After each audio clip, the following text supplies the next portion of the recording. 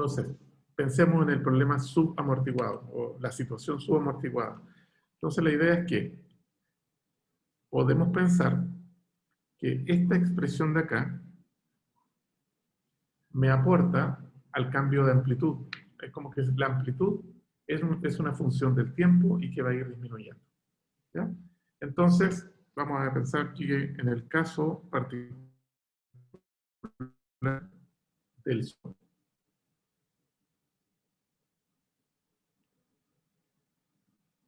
que tiene esa forma, podemos pensar que la amplitud dependiente del tiempo va a ser una cosa que tiene que a la menos gamma t. ¿Ya? Entonces, esta es una aproximación. ¿Ya? Si quisieran ustedes calcular el valor de la posición de la masa unida al resorte, tendrían que poner esto y poner el tiempo y ver cuánto vale. Pero si quieren aproximadamente y dicen a los 5 segundos, ¿cuál es la amplitud? O sea, la mayor, el máximo y el mínimo. ¿Por dónde van a estar? Bueno, una aproximación es hacerlo a través de esto, ¿no? Aproximación. ¿Ya? Entonces, si alguien dice en tiempo, la amplitud disminuyó un 90%, entonces ponen al lado izquierdo aquí A por 0.05 para tener el 5% igual a A por esto y despejan el T. ¿Ya? Se puede calcular fácilmente. Pensemos en la energía. ¿Ya? Entonces, pensemos en la energía, aproximadamente la energía. Entonces, si tienen una energía aproximada, ustedes saben que la energía tenía esta forma, un medio por m, omega al cuadrado, o también k, y la amplitud, que sería el valor máximo, porque justo cuando nos encontramos en la amplitud, entonces la velocidad es cero, no tenemos cinética. Entonces, podríamos tener esto así. ¿Ya? No, recuerdo, esto sigue siendo una aproximación. Es como para decir, cuánto menos ha disminuido, o cuánto más o menos es el valor de la energía total del sistema masa de resorte cuando está en el caso subamortiguado. Entonces, si conocen la expresión para la amplitud, pueden usar esto para tener aproximadamente el cálculo de la energía total. ¿Ok? Entonces, eso para que lo tengan en cuenta. Y lo demás es ingenio. Lo demás es, ustedes van a tener que pensar, conversar, etcétera, para poder determinar cuál es la mejor manera de calcular esto. Ok, Julio tiene una excelente pregunta, por eso nos vamos acá. Él me preguntaba, ¿podríamos ver un caso práctico? Bueno, ahí está. El día ayer, el martes, vimos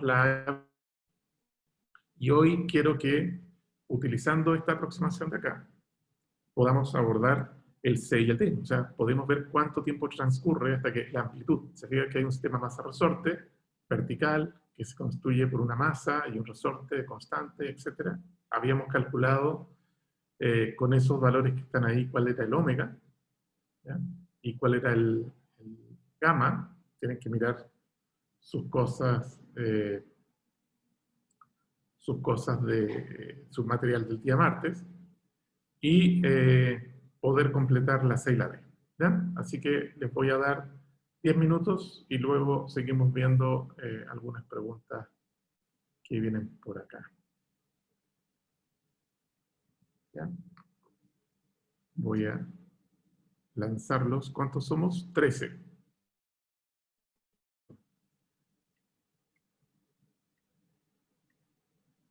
Muy bien. Entonces van a ver 4 salones. Así que 10 minutos, son las 8:31, a las 8:41 nos vemos por acá.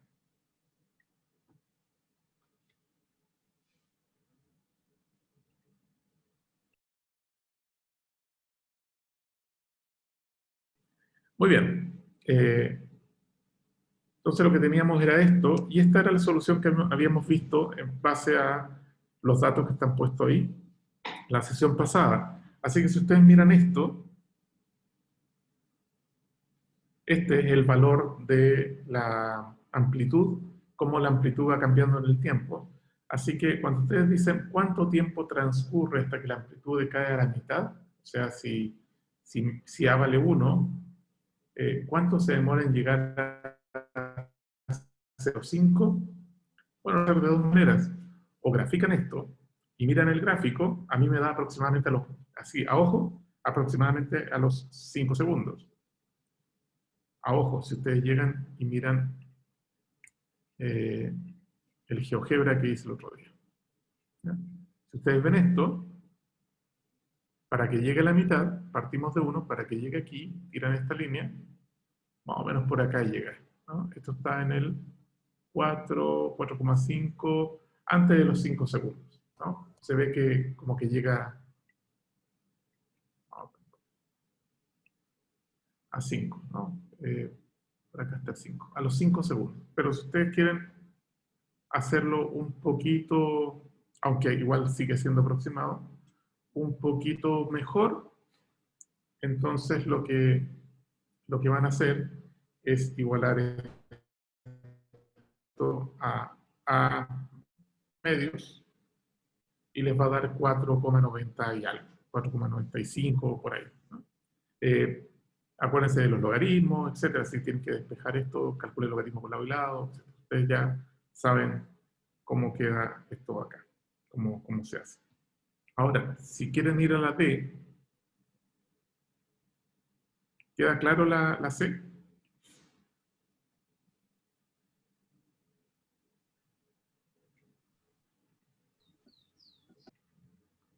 ¿Ok? Si quieren ir a la D, entonces ya no tienen que ver el gráfico de posición, sino más bien estudiar la expresión de la energía. Y por eso quise ver esto antes, ¿no? Entonces, el M es el mismo, el omega es el mismo, entonces lo que uno tiene que ver es cuando la amplitud disminuye por ciento, para decir se disipó el 95% de la energía, ¿no? Entonces, esa habría que ver el cuadrado, o sea, E a la menos 0,28t. O sea, habría que ver cuándo E a la menos 0,28t, que sería A al cuadrado, ¿no? Llega a un valor de 0,05. ¿Ya? Eso significa que ha disminuido la amplitud al cuadrado en un 95%, y ahí pueden despejar el t, igual logaritmo por lado y lado, logaritmo por lado y lado, y despejan la expresión. ¿Ya? Así que háganlo en su casa para ver cualquier duda que tengan. Muy bien, vámonos a lo que nos compete hoy. Vamos a lo que nos compete.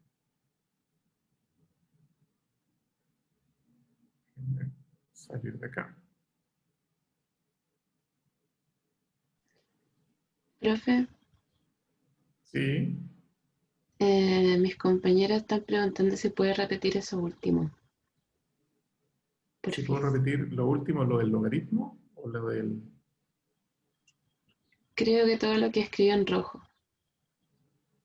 ¿Ya? ¿Y por qué no lo pusieron aquí en el chat? La D. Eso.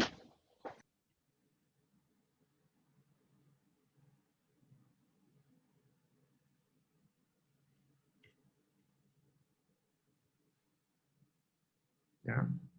Déjenme buscar de nuevo porque ya me había salido de la presentación.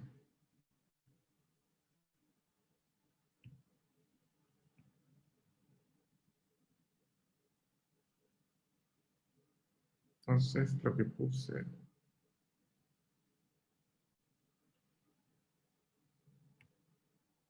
Aquí está. Entonces, lo que puse en rojo. Ok. Vamos una cosa acá.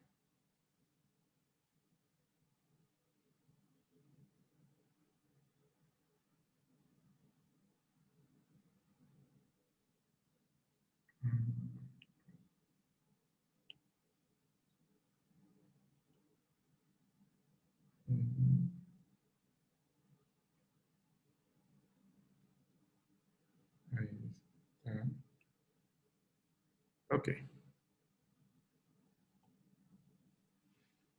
A ver, lo que puse en rojo fue esto que está acá. ¿Ya? Entonces lo que puse en rojo era, entonces teníamos A, lo voy a seguir en rojo, A por E a la menos, ¿cuánto era? Se me- 0,14. 0,14, ¿no?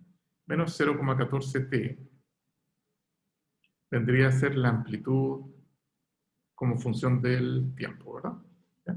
Entonces, la energía es aproximadamente 1/2 m omega cuadrado y por a cuadrado por e a la menos 0,14 t al cuadrado, o sea, e a la menos 0,28, ¿no? 2 por 0,14. ¿Ya? Eso sería al cuadrado. Entonces, si yo quiero ver cómo disminuye, este vendría a ser al cuadrado, ¿no? Cómo la energía disminuye al 5%, o sea, cuando se disipó el 95% de la energía, entonces la energía final dividido por la energía inicial, ¿ya? Debería ser un 5%, 0,05. ¿Ok?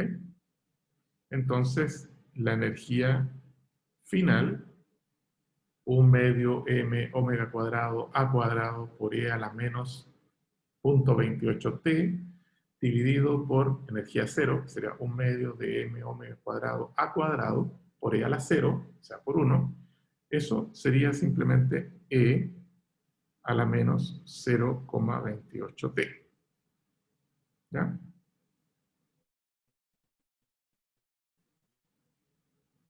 Para poder despejar eso, tomamos logaritmo por el lado izquierdo, al 0,05, logaritmo natural, y por el lado derecho, logaritmo natural de la exponencial de menos 0,28t. Y lado izquierdo me da lo que me dé la calculadora, porque ese sí no me lo sé. Y el lado derecho me da menos 0,28t. Aquí al lado lo que les dé la calculadora mía, bueno, más bien mi teléfono, es 0,05 logaritmo natural aquí. Esto me dice que es menos 3 aproximadamente. Así que de aquí pueden despejar el tiempo. Dividido por 0,28 me da 10,7 segundos aproximadamente. ¿Ya? Eso significa que en 10,7 segundos, entonces la energía del sistema se redujo en un 95%. 10 segundos es lo que, 10, 11 segundos es lo que se demoró el sistema amortiguado en prácticamente amortiguarse completamente. ¿Sí? No sé si ahí respondí.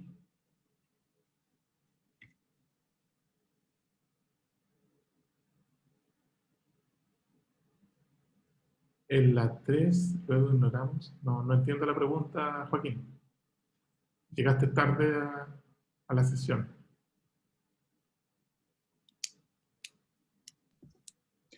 La amplitud es al cuadrado, Julio. Porque lo que estoy viendo es la energía.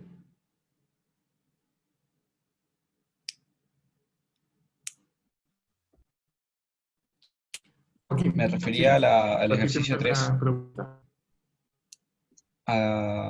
porque había una fórmula que nos dio para una aproximación de la amplitud, pero estaba sin la función coseno. Claro. Ya, Esto que está entonces aquí. deberíamos ignorarla. A ver. X de t es a por e a la menos gamma t por coseno de omega t más delta. Esa es la posición en cualquier momento de la masa con el resorte. ¿Ya? Si tú miras esto de arriba y dices, a ver, pero esto se parece mucho, ¿verdad? Se parece mucho a un movimiento armónico simple, salvo que La amplitud va cambiando con el tiempo. ¿Ya? Va cambiando con el tiempo. Este de acá, efecto del coseno, le va dando frecuencia, pero la amplitud vive en un envolvente con una exponencial decreciente. Entonces, por eso le llamé amplitud. Esta es la amplitud, no es la posición. ¿Ya? Esta de acá es la amplitud. Y podemos escribir cómo cambia la amplitud con el tiempo y cómo cambia la energía con el tiempo, porque la energía depende de la amplitud. ¿Ya? Y eso lo explicamos la primera clase, para que le echen un vistazo. ¿Ya? Asumimos que el símbolo, que no sé cómo se llama, es 0 entonces. Tampoco entiendo tu pregunta, Julio. ¿Cuál es el signo que no sabes cómo se llama?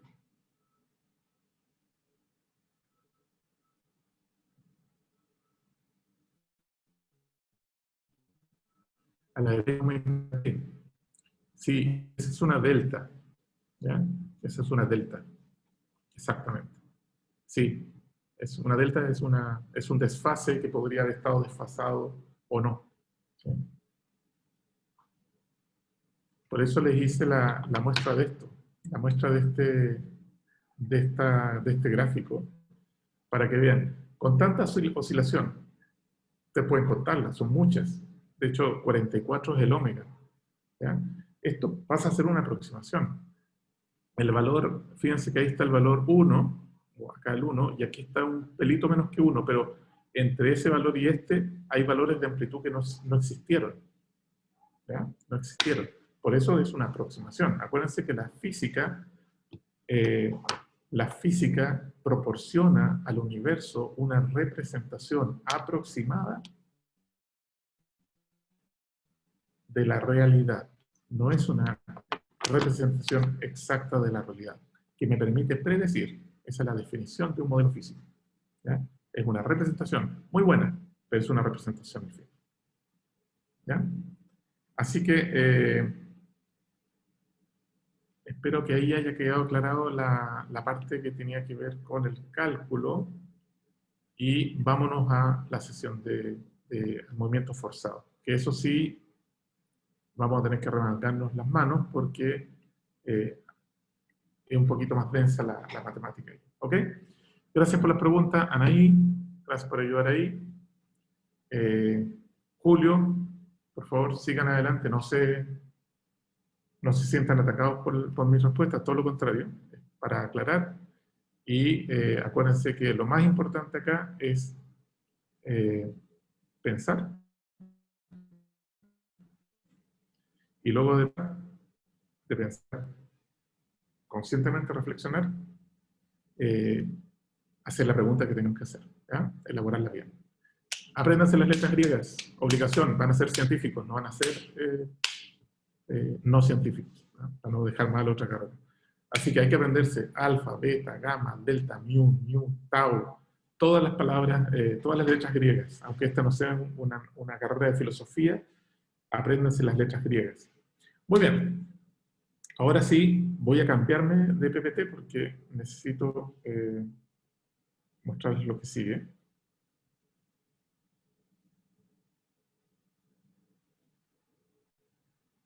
Movimiento forzado. ¿Ya? Me voy a ir al movimiento forzado.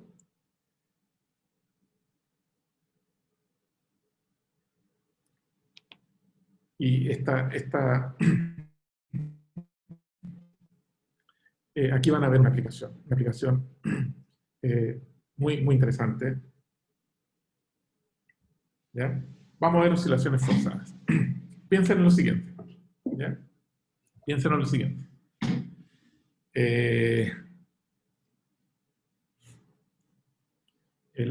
Si ustedes piensan en un péndulo que está oscilando, ustedes saben que después de un rato el péndulo se va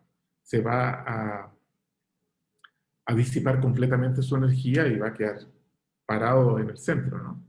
Pero si ustedes conocen un reloj de esos antiguos, se van a dar cuenta que el péndulo sigue funcionando, ¿ya? ¿Quién le proporciona esa energía externa o esa fuerza, ¿ya? para que esta cosa siga oscilando por mucho tiempo. Puede ser un sistema mecánico a través de una cuerda, o puede ser directamente una vía. Pero claramente tiene que haber algo externo que esté proporcionando esa fuerza que me va a permitir que esto se mantenga.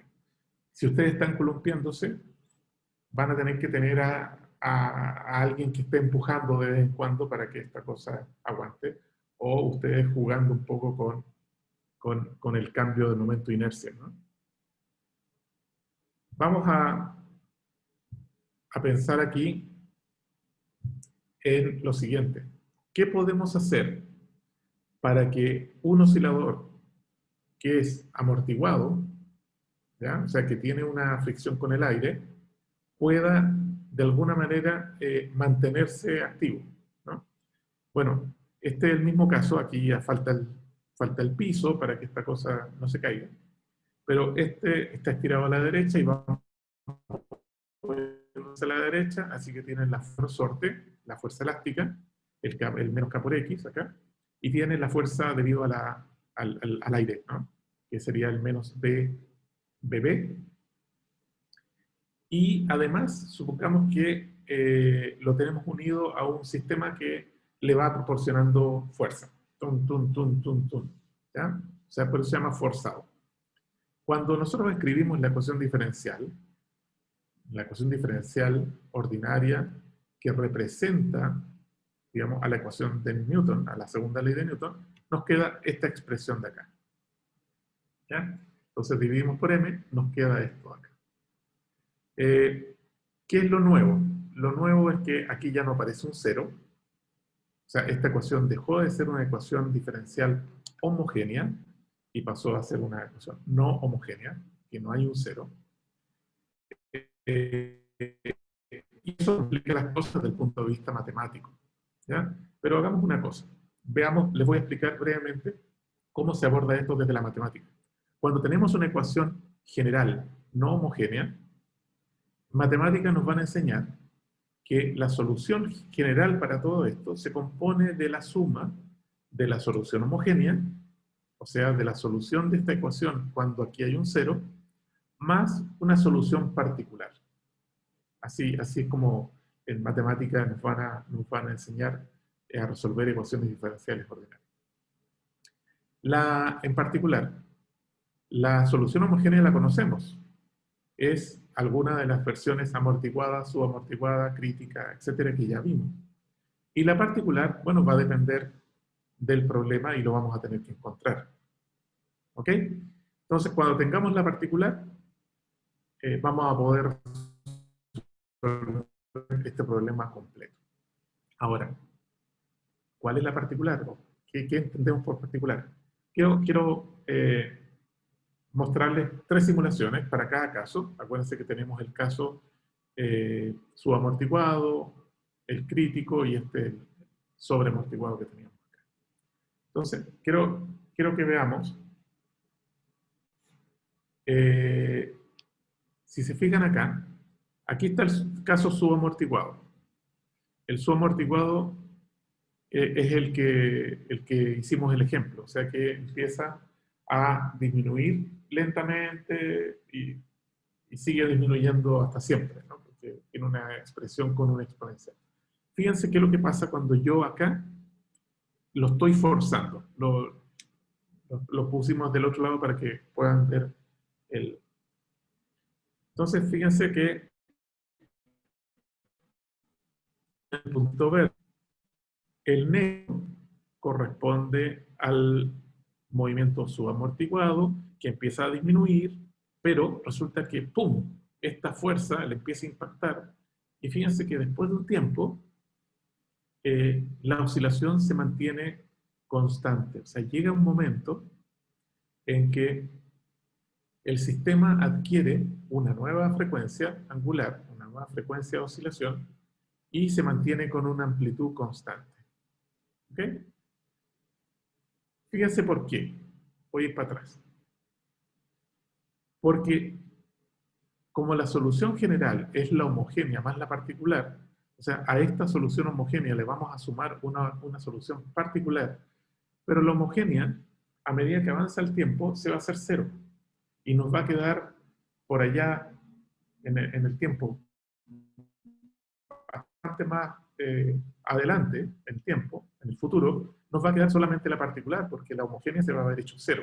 Y eso es lo que observamos en este caso. En este caso lo que observamos es que la oscilación empieza a disminuir, pero llega un momento en que el forzado empieza a adquirir fuerza, empieza a adquirir mayor peso, y esto al final se muere la parte homogénea completamente y adquiere una forma oscilatoria, como un movimiento armónico simple, ¿no? Con otra frecuencia y otra amplitud. ¿Qué pasa para el caso? Para el caso de amortiguamiento crítico, igual, baja. ¿Se acuerdan que el amortiguamiento crítico baja rápidamente? No, pero aquí resulta que lo estamos forzando a seguir oscilando aunque no quiera. Y esta cosa, el forzado sería el rojo, y el negro sería el que nos da la suma del rojo con el homogéneo que venía acá. Así que después que pase el tiempo, nos va a quedar solamente la oscilación negra. Y lo mismo para el caso de sobreamortiguado, ¿no? Entonces ahí tenemos una oscilación. Así que basada en esta simulación, fíjense que cuando yo estudiaba hace mucho tiempo, hace 30 años, estas simulaciones era imposible de verlas, ¿no? Había que imaginárselas nomás y creerle al profesor. Bueno, ahí por lo menos las pudimos ver. Entonces, lo que tenemos que hacer es encontrar una solución particular, ¿ya? Y esa solución particular, de acuerdo a lo que vimos, que sería la solución por allá, en un tiempo más adelante, ¿no? Acuérdense, cuando el tiempo sea largo, la solución particular es la solución que va a sobrevivir. La homogénea va a haber fallecido, digamos, va a haberse disipado completamente, ¿ya? Entonces, nos vamos a enfocar en calcular cuál sería aquella solución particular, si de acuerdo a la simulación ya vimos que la particular tiene que tener una forma como de movimiento armónico, ¿ya? Veamos. Sí, el movimiento armónico simple que se consigue al final, efectivamente, viene porque la fuerza externa tiene esta naturaleza cosérnica, ¿ya? Es un caso particular para que veamos una solución completa, nada más. Ustedes pueden darle otra forma. Por supuesto, cualquier forma diferente va a ser complejo el sistema, ¿no? Así que vamos a suponer que al final, vamos a tener una solución como esta, ¿ya? Vamos a... Esta es la parte más difícil, así que les voy a pedir que, como esto va a quedar grabado, lo miren muy bien, guarden sus preguntas para el final, ¿ya? Guarden sus preguntas para el final, para que volvamos al cálculo y podamos ir respondiendo. Voy a necesitar la magia, ¿no? Voy a necesitar dos trucos, no son trucos. Bueno, uno sí. El otro es conocimiento puro. Voy a conocer dos ingredientes para que esta ensalada que voy a hacer me quede exquisita, ¿no? La primera de ellas es estas fórmulas de identidades trigonométricas, ¿no? A ver si las tengo aquí. La primera es que el coseno de alfa más beta es igual a coseno de alfa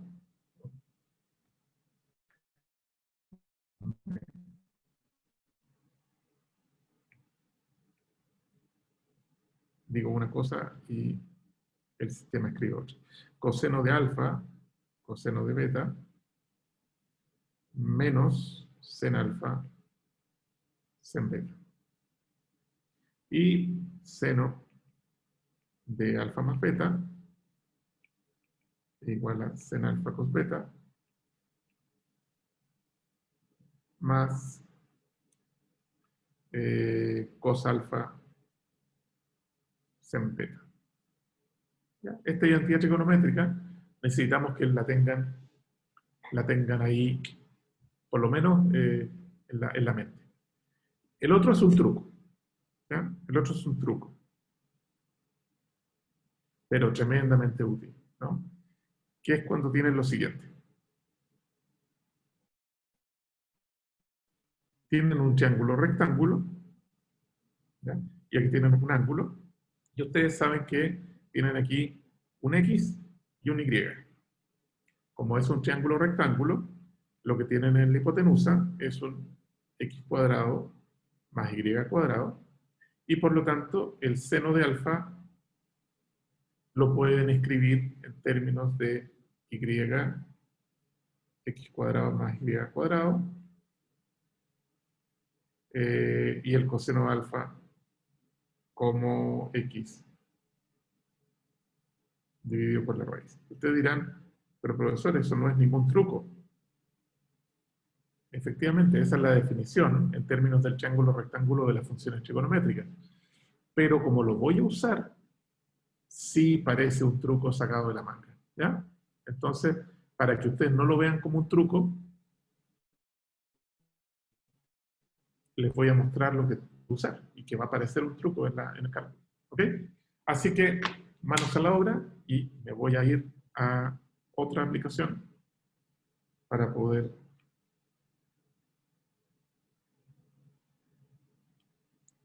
trabajar acá.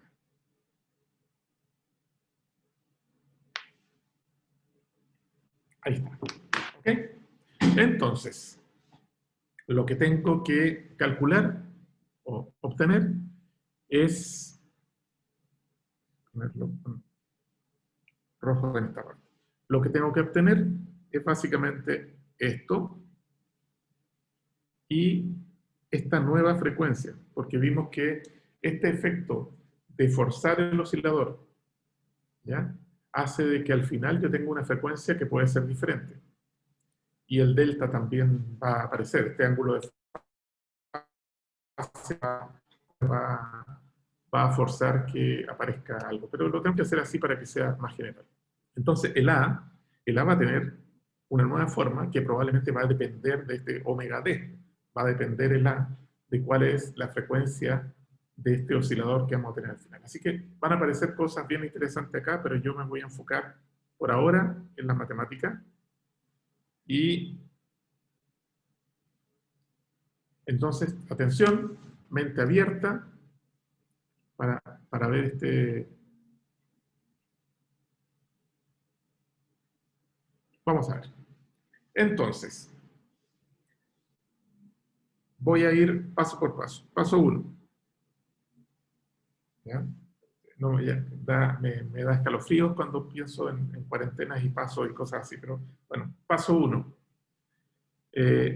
Primer término, que es la segunda derivada. Así que el t cuadrado, x entre t cuadrado, lo voy a escribir utilizando eso. Van a ser dos derivadas. La primera va a hacer sacar el omega d para afuera con un signo menos por el que el coseno pasa a seno, y el segundo saca otro omega afuera, ¿ya?, y me queda con función coseno de vuelta. Así que sería menos a omega d al cuadrado por coseno nuevamente de omega dt más delta. ¿Ya? Hice dos derivadas ahí pentales, pero como lo habíamos hecho antes, no me preocupa tanto que, o sea, estoy seguro que eso lo pudieron hacer. El segundo término es 2 gamma y de x en dt. ¿Ya? Y eso entonces voy a hacer una derivada que va a salir el omega de fuera y va a quedar con un signo menos, pero la función ahora va a quedar con 0. Así que va a quedar, en el segundo término va a ser menos 2 gamma omega d, y aquí va a quedar el seno de omega dt más delta. ¿Ok? Tercer término. El tercer término es simplemente omega 0, perdón, ahí está, omega 0 al cuadrado, x va a ser omega 0 al cuadrado por A por coseno, aquí me faltó el A, por coseno de omega de t más delta.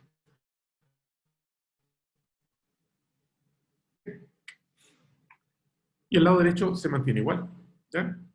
Muy bien, sigamos. Ahí, ya puedo ocultar esa parte. Muy bien, ¿qué voy a hacer ahora? Voy a escribir cada término utilizando la expresión de la suma, del coseno de una suma de ángulos y el seno de una suma de ángulos, ¿ya? Entonces, el 1 va a quedar como menos A omega d al cuadrado, y acá aparece coseno de omega de t por coseno de delta menos seno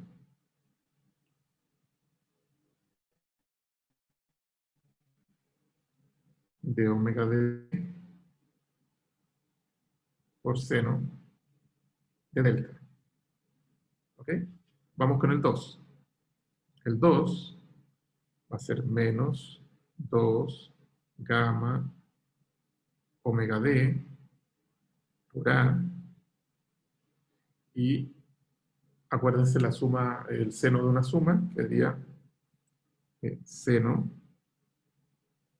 de omega de t coseno de delta más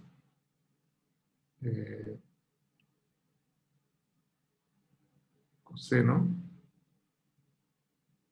de omega de t sen de delta. El 3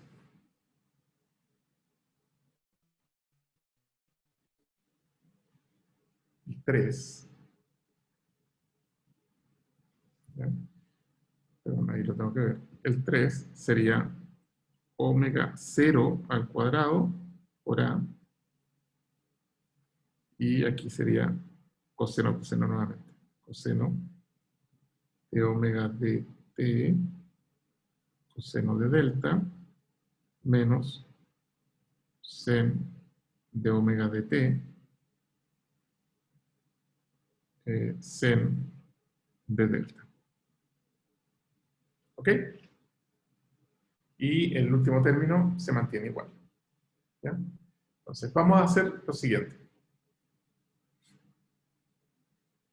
Vamos a dejar las expresiones que dependan de coseno de omega t a un lado, ¿ya? Imagínense que todo esto es este término más este término son el corcho del lado izquierdo, y en el lado derecho simplemente nos queda este término acá. Entonces, se dan cuenta que el lado izquierdo todos los términos tienen un coseno de omega t o un seno de omega t, ¿ya? Entonces yo voy a juntar, voy a dejar los que están acompañando un coseno como una ecuación 1 y los que están acompañando un seno como una ecuación 2. ¿Por qué voy a hacer eso? Porque coseno de omega de t y seno de omega de t, este sí es conocimiento nuevo, son funciones linealmente independientes.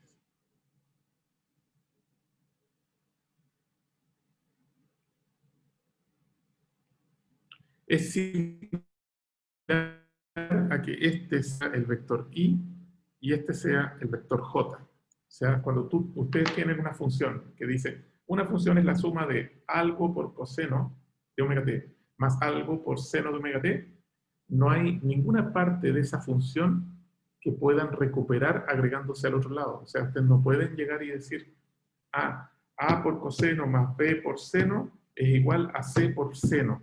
O sea que esa función me guarde la información que tiene el coseno. ¿Por qué? Porque en un espacio de funciones, que representan un espacio vectorial, estas dos funciones son vectores ortogonales. ¿Ya? Son funciones ortogonales. Así que esto facilita las cosas. Es como cuando ustedes tienen una ecuación con un polinomio igual a 0, ustedes dejan lo que acompaña al x igual a 0, lo que acompaña al x cuadrado igual a 0. Porque en ese caso, x y x cuadrado son funciones linealmente independientes también. Exactamente lo que vamos a hacer acá. ¿Ya? O también cuando trabajamos con números complejos y llegan a que una parte es real más otra parte compleja igual a 0, ustedes saben que la parte real es 0 y la parte imaginaria por sí sola es 0. ¿Ya? Este tipo de cosas se aprenden supongo que cuando uno ve espacios vectoriales, pero lo puede exponer, digamos, generalizar. ¿Ya? Lo podemos generalizar a espacios de funciones que también conforman espacios vectoriales. ¿Ya? Es un toque matemática un poquito más avanzado. ¿Ya? Pero veamos lo que vamos a hacer. Entonces vamos a sumar toda la parte de los cosenos y toda la parte de los senos. Veamos la parte del seno de omega de t.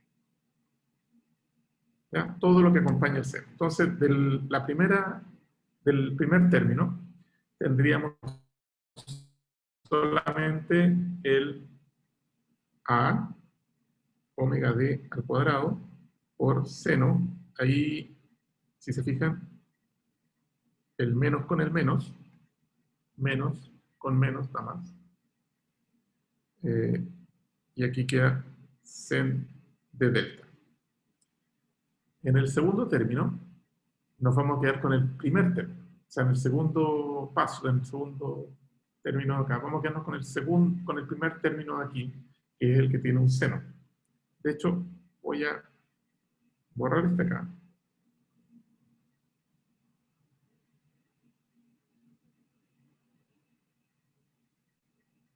¿Ya?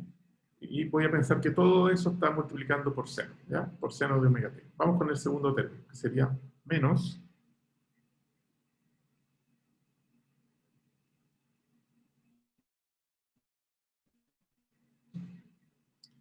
2 gamma omega d por a, ¿okay?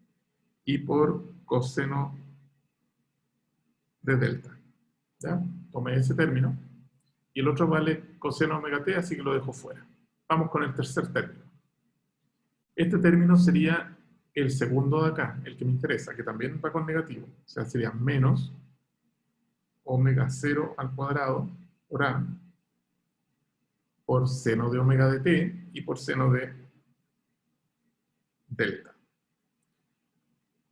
Y todo eso es igual,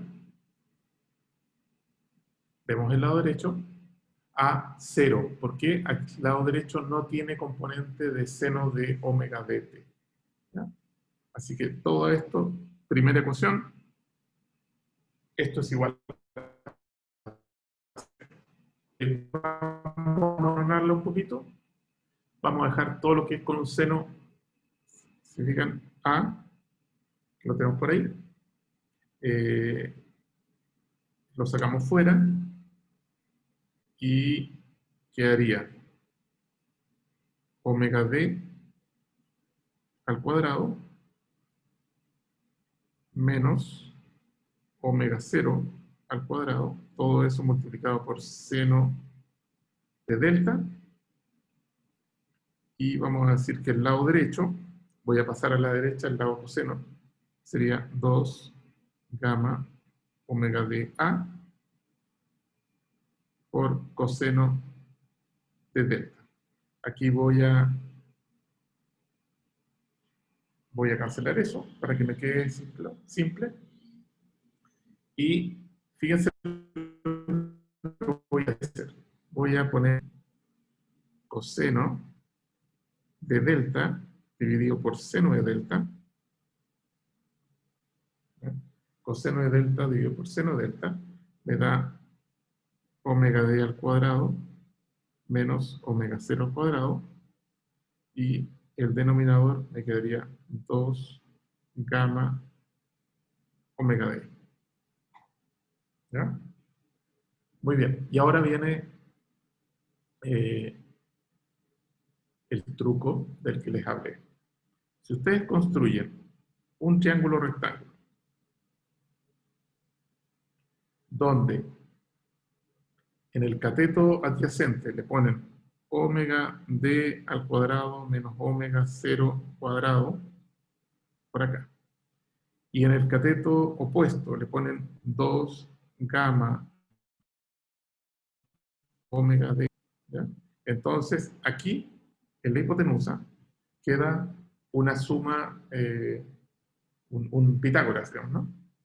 Una suma de los cuadrados de lo que tienen abajo, que sería este al cuadrado más el 2, etcétera, al cuadrado. Eso lo vamos a usar más adelante. Aquí está el truco porque esta forma nos permitiría expresar el término coseno de delta y el seno de delta como expresiones en términos de estas cosas. ¿Ya? Lo vamos a dejar ahí pendiente. Todo lo que sea coseno de omega de t, lo vamos a poner ahora. Entonces, el primer término sería, aquí, lo que acompaña el coseno es esto de acá. Sería menos a omega d cuadrado coseno delta. Sería menos a, si se fijan,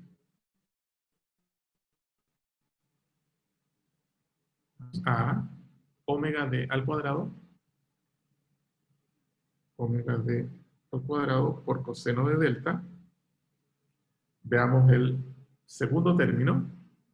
El segundo término, el que sobrevive para nosotros en esta parte que estamos viendo, en la segunda parte, es este de acá, que sería menos 2 gamma, menos 2 gamma omega d, a por seno de delta. Por seno de delta.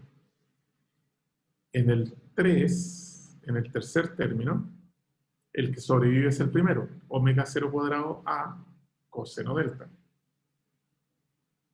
Más a omega 0 cuadrado por coseno. Pero la mala suerte es que al lado derecho no me queda tan sencillo porque al lado derecho me va a quedar un... Ahí está. F0 dividido por m por coseno de d por t. Entonces todo esto es F0 dividido por m por coseno de omega d por t.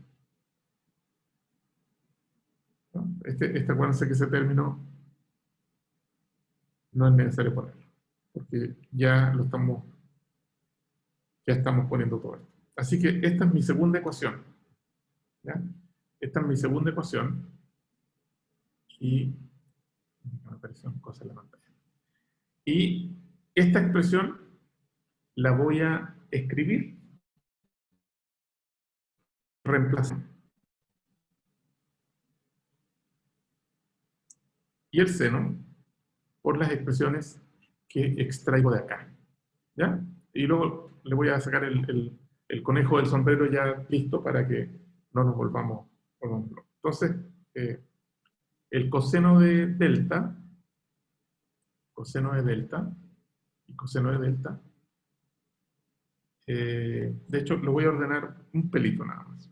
Entonces sería a por omega 0 al cuadrado menos omega d al cuadrado coseno delta,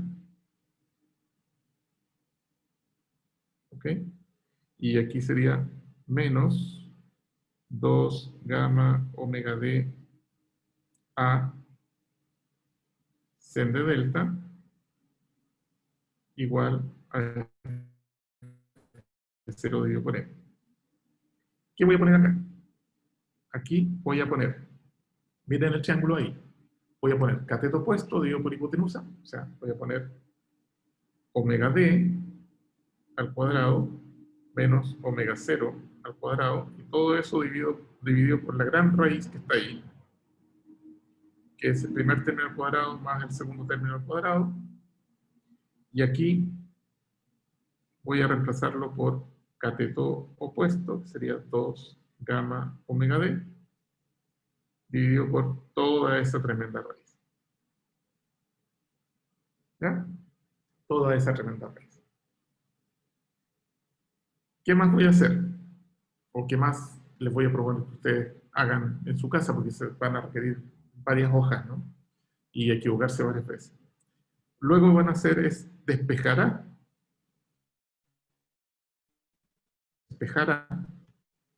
en términos de todo lo que está aquí. ¿No? Y van a encontrar lo siguiente. Entonces, cuando hacen todo esto aquí, la magia ya está hecha. El resto es que ustedes se convenzan al hacerlo ahí. Entonces, nos vamos a...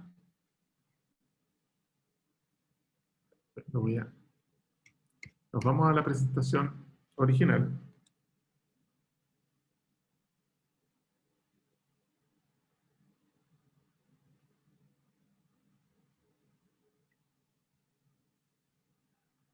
¿Ya? Y lo que da es esto de aquí. Chan, chan. Esa expresión de ahí, después de todo lo que hicimos, se llega a esto. Pero fíjense que la amplitud que va a tener el oscilador forzado después de algún tiempo, es una amplitud que va a depender, o sea, la amplitud, primero, el oscilador va a ser equivalente a un oscilador armónico simple que va a moverse con un ómega diferente. ¿Ya? Ese ómega diferente que está acá. Pero ¿cuál va a ser esa amplitud? Bueno, dependiendo del ómega, vamos a tener una amplitud que va a cambiar. Fíjense en lo siguiente. Yo quiero que vean que acá hay un denominador. ¿Ya? Ese denominador no puede ser cero nunca, pero puede hacerse lo más chico posible. ¿Ya?